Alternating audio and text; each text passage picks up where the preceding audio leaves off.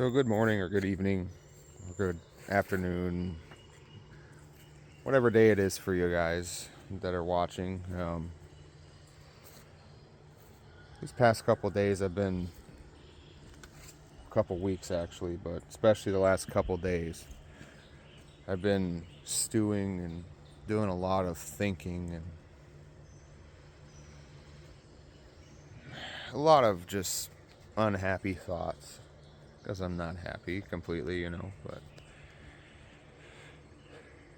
just it's kind of a crap sandwich, for not just me, but everyone that I'm close to, really, and I've been just thinking and pondering about consciousness and free will and decision making and what we do each day. And I apologize if my hair is distracting. I don't have it tied up today. I need to get it cut. But I wrote down some things I've really been that have been on my mind because trying to find solutions for problems, uh, I kind of bounce everywhere in my head and I lose sleep over it and all that. But that's not enough about that. That's not unique to me. But one of the things starts with a question. It's about freedom. So why is it so easy to lose it? And I'm reading off of notes because I had to write these down. I've been thinking about this a lot. It's like because it's hard to be free. That's why it's hard to be free. If you don't have the resources, the property, the money, that's the big one, the money. Are you able to afford to be free? Once it's lost or taken, most of us will never get it back. It can literally be signed away at the stroke of a pen. It literally can. When you sign a contract for a job, or a deed, or a bill of sale, you lose the freedom to drive a car you may be selling. Or you lose the freedom to use your time as you want through a contract through an employer. It doesn't, or you sign your rights away. You sign over everything to the government, to the military if you go into the military. You sign that your name on there and you are in an ironclad contract. And the terms of that contract, and that's just a few examples. The terms of that contract change at a whim on their end, but you signed it. The contract you signed doesn't always stay the same. It can be ever changing. Well, one example here, you see, it's the loss of your rights and the contract changing. It's through electronic updates. How many subscriptions do you have? Subscription service, banks, digital footprints, all that stuff is tracked. It doesn't stay the same. They make updates for phones almost daily. The terms of service change. They've got your signature. They've got your electronic signature. And those updates, when you got your phone or when you made a profile or whatever it is you're doing, the contract you signed isn't the one that's enforced because it gets obsolete almost instantly because they changed it on their end. Even though you didn't agree to it, you're going to be beholden to the new updated contract. And if you have a problem with it, then guess what? You lose the money that you put in to that service, and you no longer have that service because you will not agree. So you're forced to be beholden to the updated contract, the new terms, which is not what was asked for. Everything is tracked. Your banks, your digital footprint is sold. Where you travel is tracked through cameras. Your phones track you everywhere you go. Even if you have no service, they track your phone right here. It's you can't get away from it. Your cash transactions aren't even secure and anonymous. If you look at a dollar bill, any denomination of any note, it's going to have a number on there. Guess what? Stores have cameras. So they can literally track to the second when that dollar was spent by looking at that time and tracking that number through the dollar bill. It's not secure as secure as you think. The only thing that the dollar really does, like physical currency, is it can't be taken from you without it being physically taken from you, or you spend it by choosing when to spend it. So it's good. Cash transactions are good. That's how I prefer to do things, because my money doesn't leave until I decide it leaves, for the most part.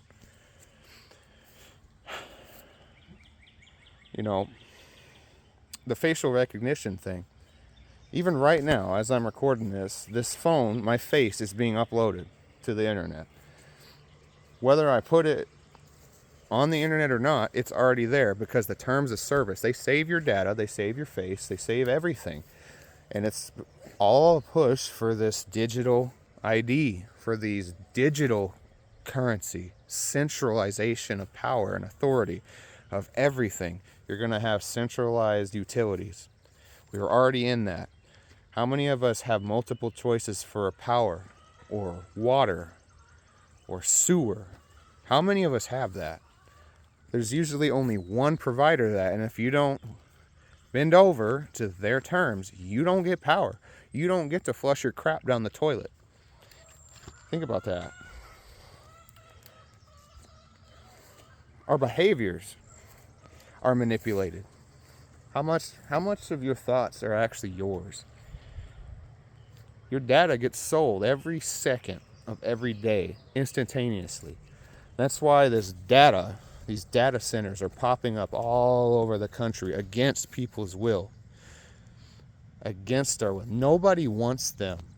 The only people that want them are the people that benefit from all this control, because they have the resources to push for it. Where's our resources? It's gone.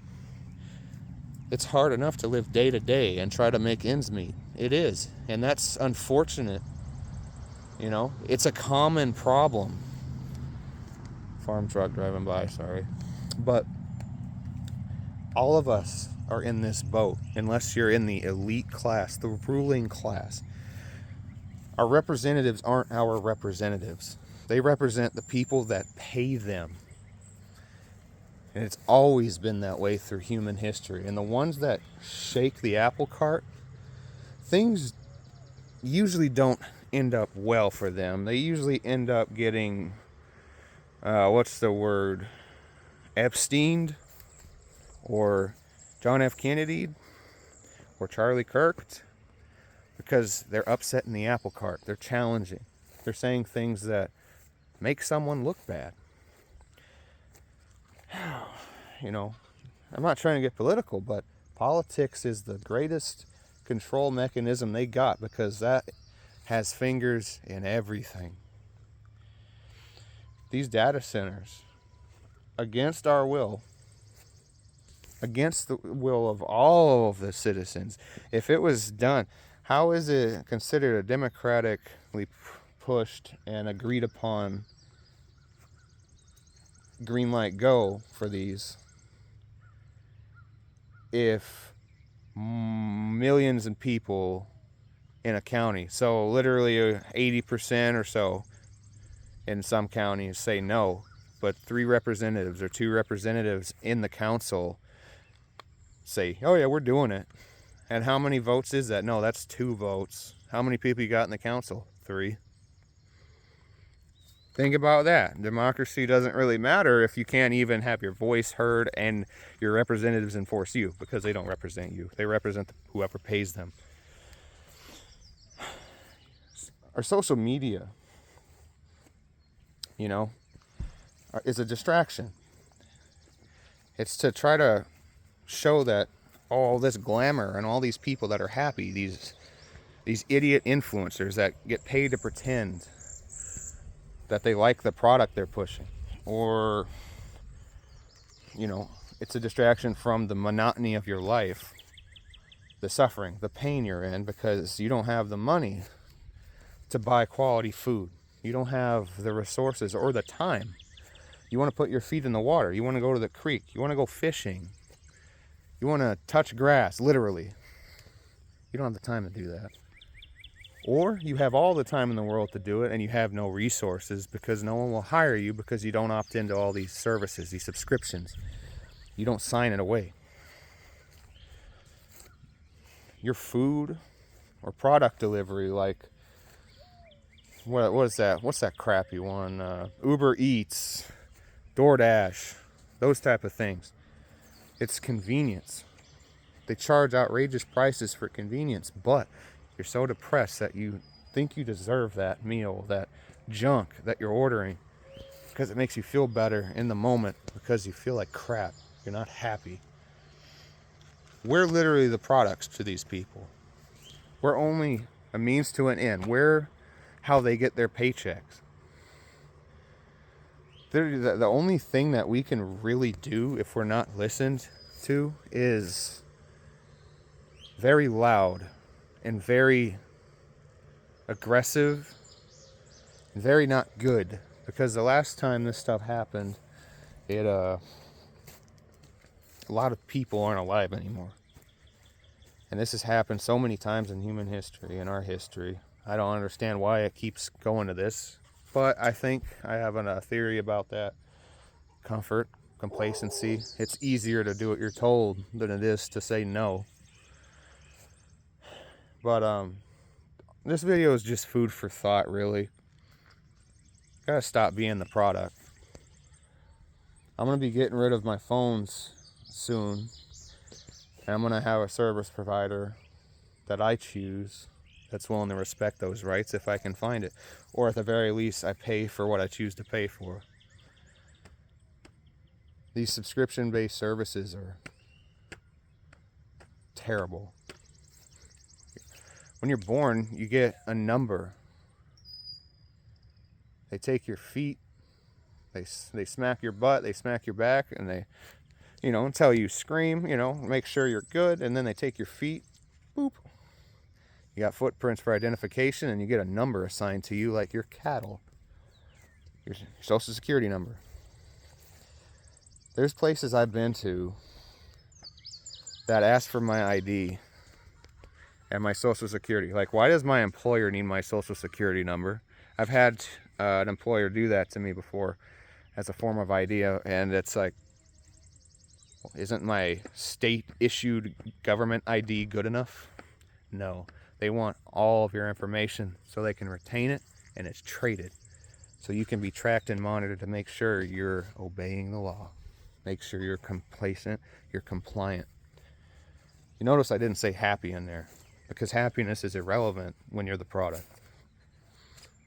But anyway, I'm going to let y'all go.